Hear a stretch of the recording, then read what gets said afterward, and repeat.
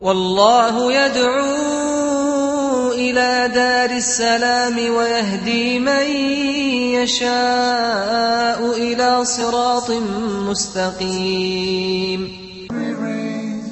Bismillah, alhamdulillah, and welcome to this episode of Beauties of Islam. I'm Yusuf Estes, and for the next few minutes I'd like to talk to you about one of the biggest of the beauties of Islam that has struck me as being probably the best of answers to the human being. When people come to this point or conjunction in their life and they say, why are we here? How did we get here? What's it all about? And what is the purpose of my life? And that's what we want to talk about on this episode of the Beauties of Islam. What is the purpose behind everything? First and foremost is to establish that there is a God. Now, we have done a number of programs about that to prove, even scientifically, beyond any shadow of a doubt, Allah exists. There have been scientists who have also come to this same conclusion. But then there are always going to be those who will say that, yes, but according to my logic, I don't understand. I don't see how you can believe in a God. According to my logic. In our other programs, we've discussed this too. But human logic only goes so far. According to the human logic, just 500 years ago, most of Europe was convinced the earth was flat. They didn't know that the Quran had already said it was round 1,400 years ago. But what about 2,000 years ago? What did the people think about the earth? Human logic, you look straight out and the earth looks flat. You don't really see the curve, do you? No, you don't. So how far can you go with human logic? And stop and think about this. According to our logic, if we had to use just this and not know some of the scientific discoveries, there are a lot of things that, well, just wouldn't work. I remember, okay, for instance, when I was going to school many years ago, they told us according to the aerodynamics of the bee. Now, we're talking about a honeybee, you know, zzz, little bee, right? Nahl, they call him in Arabic. And this little guy, he's kind of fat, kind of big, and he has tiny wings on him. And they said, according to their logic, according to the aerodynamics that they understood of flight, the bee can't fly. I said, the bee can't fly. I was a little boy. I was thinking, the bee can't fly according to your books, according to your teaching, according to your aerodynamic design. A bee can't fly. I said, it's a good thing the bee can't read, because if he read the book and found out he couldn't fly, he'd have to walk to all of the flowers. Human logic? Human logic is nothing more than a reflection of the current mode of thought of the day. People at the time of Plato and Socrates and the great thinkers of old also thought that they knew everything there was to know about everything. But if you want to insist on human logic, I will allow that in our conversation simply because it's logical. And at the same time, I'm going to ask you a question. Who is it, in fact, in the very beginning that came out with this concept of logic anyway? Human logic, the brain, the way we rationalize things, the way we understand things came about from who? The very people I just mentioned. Socrates, Plato, those thinkers. And guess what? You want to accept that? Do you accept it? Yes, yeah, they came out, they were the great thinkers, they were the great theologians. Good! Did you know that each and every one of them came to the conclusion there is God? So you want to talk about that? Well, they said it. The people that you're thinking are so great, so brainy, so brilliant, according to their rules of testable evidence, God exists. Now what are you going to say now? So it wouldn't be logical now for you to deny that, would it? If you're going to say I use logic, well, logic says God exists. Now what are you going to say? I recall that there was an incident of a professor who insisted to his students, there's no God. He kept saying, there's no God, there's no God. And when they said, why? Because most of them, they believed. Some were Jewish, some were Christian, some were Muslims. He said, if I don't see it, if I don't hear it, if I can't feel it, if I can't taste it, if I can't smell it, it doesn't exist. And if it doesn't exist, I don't believe in it. It's as simple as that. One of the students tried to argue with him about it. He was saying, well, God is something beyond that. You have to have faith. You have to believe. And he said, why? Why should I believe? How? The boy said, well, I don't know, but we just have to believe. He said, sit down. Another boy stood up and he said, listen, as Muslims, you know, we believe, but we have proof at the same time. He said, proof? What proof do you have? He said, by knowing what God has done and what he's doing, we know he exists. He said, what? What are you talking about? He said, sir, can you see electricity? Well, no, but it still exists. Ah, true. Sir, he said, are you able to hear everything? He said, yes. He said, wait a minute. Aren't there sounds that some animals hear that we can't hear? Well, yes. Okay. Now there's two things. One you can't see, one you can't hear, but you still believe in it, don't you? Well, yeah, but I have evidence. I have scientific evidence. Okay.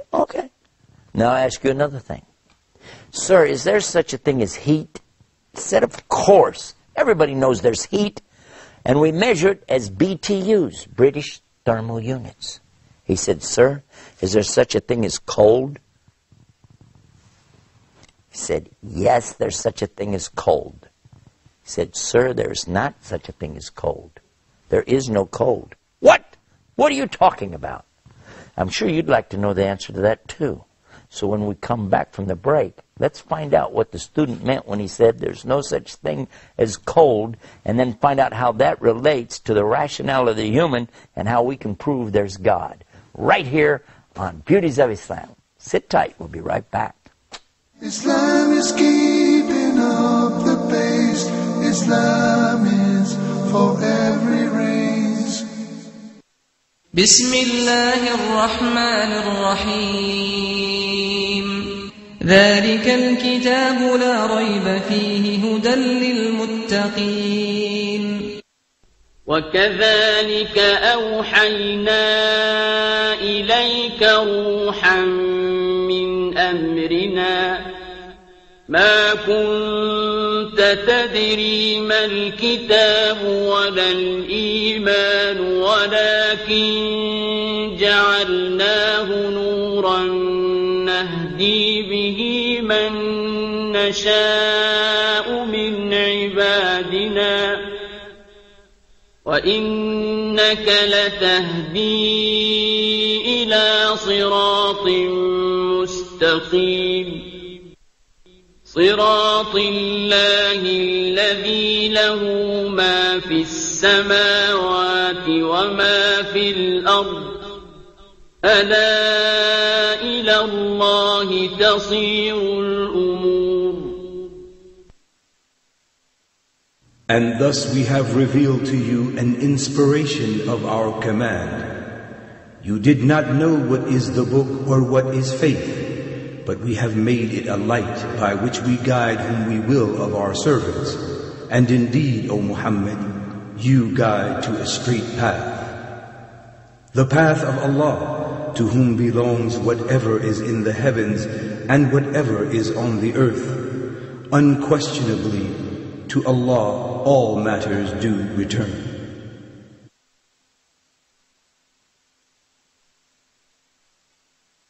Islam is keeping up the pace. Islam is for every race. Bismillah, alhamdulillah, we're back and you're watching the Beauties of Islam. When we went to the break, I was telling you a story about a professor and some of his students.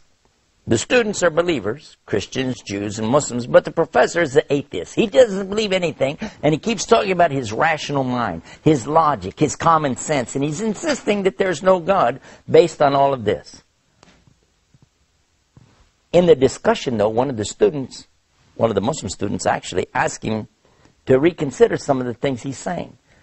Because the professor says, if I don't hear it, I don't see it, I don't smell it, I don't taste it, I don't feel it, I don't imagine it, it doesn't exist. The student asked him, though, what about electricity? Do you see electricity? No. He said, but it exists. Well, yeah, you can see the effects of it. True. And what about sounds that animals hear that we don't hear? They're still there, even though you don't hear them. Well, yeah. But then he asked him a question about heat. He said, yes, heat exists. We can feel heat. And he said, what about cold? He said, of course there's cold. He said, hold on. Actually, there's no such thing as cold. What? And that's when the professor started to get really crazy. He said, are you nuts? Of course there's cold. Don't you know what it is to be cold? You go outside and it's cold outside and you... He said, sir, that's a concept that we have of our feelings, of our skin temperature. But in fact, there's no such thing as cold. There is only the existence of heat. Because there's an absolute for cold, 452 degrees Kelvin. And below that, there isn't anything colder. That's absolute. From that, we add to it and go up degree by degree by degree until you get as hot as you want to go. And you can have heat, mega heat, and it can go on and on. But there's no such thing as cold. Heat or the absence of heat. Professor doesn't say a word. Then the student said, sir, is there such a thing as light? He said, are you crazy? Of course there's light. Look around you. How do you see me right now if you don't know about light? He said, you're right, sir. There is light. Is there such a thing as darkness? He said, where are you going with this? Why are you wasting my time? Of course there's darkness. He said, no, there's not. What? If you turn off all the lights and the sun's not up, you're going to be in the dark, yes or no? Sir, there actually is no such thing as darkness. There is light. But when there is no light, we call it darkness. What? Sir, listen. You can bring light in all forms. You can have candlelight, light from a match, flashlight. You can have megawatts of light, big lights of all kinds. But when you have no light at all, you call it darkness, but in reality, it's still nothing more than what? Absence of light.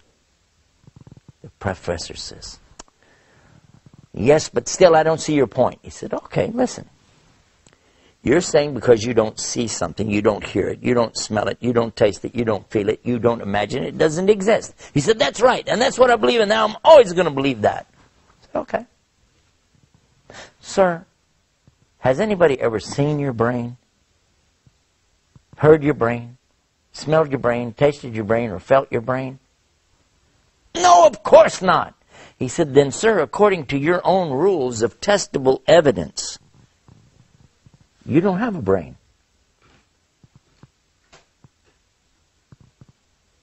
And this is what happens, you see, when a human being tries to take their logic too far.